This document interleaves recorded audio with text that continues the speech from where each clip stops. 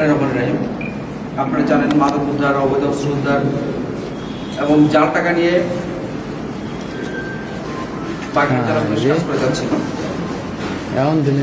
বাগেরহাট জেলা পুলিশের অভিযানে আজকে 90,000 টাকা সহ 90,000 জাল টাকা সহ 3 জন আসামিকে অ্যারেস্ট করা হয়।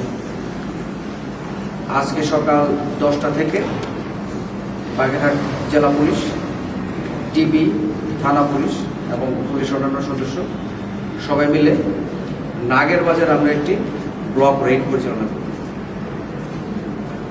আমরা প্রথমেই নাগের বাজারে ঢোকা এবং বের হওয়ার রাস্তাগুলো বন্ধ করে দিই। পরবর্তীতে প্রত্যেকটি ঘরে সার্চ করা হয় এবং বিভিন্ন জায়গা থেকে আমরা 315 পিস ইয়াবা এবং 140 পুরিয়া গাঁজা উদ্ধার করি। তার সাথে আপনারা দেখতে পাচ্ছেন 55টি চাকু উদ্ধার করা হয়।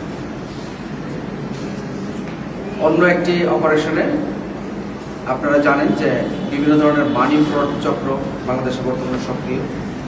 ইমো হ্যাক করে, অ্যাকাউন্ট হ্যাক করে, টেলিগ্রামের প্রতারণার মাধ্যমে সাধারণ মানুষের টাকা পয়সা হাতিয়ে নিচ্ছে। এমন একটি চক্র নিয়ে আমরা কাজ করি। আমাদের কাছে একটি মামলা হয়েছিল। সেই মামলার মাধ্যমে সেই মামলা তদন্ত করতে গিয়েই আমরা একজন মানি ফ্রডকে তার 3টি মোবাইল সহ বিভিন্ন অ্যাপস এবং অন্যান্য সিম সহ একজন মানি ফ্রডকে আমরা ঢাকা থেকে অ্যারেস্ট করতে সমর্থ করি।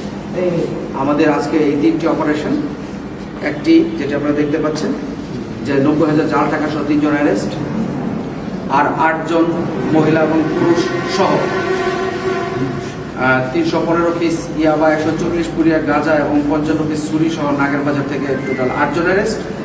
এবং ঢাকা থেকে আমরা অনলাইন প্রতারণার মাধ্যমে টাকা হাতিয়ে নেওয়া চক্রের একজনকে অ্যারেস্ট করতে সমর্থ। ধন্যবাদ।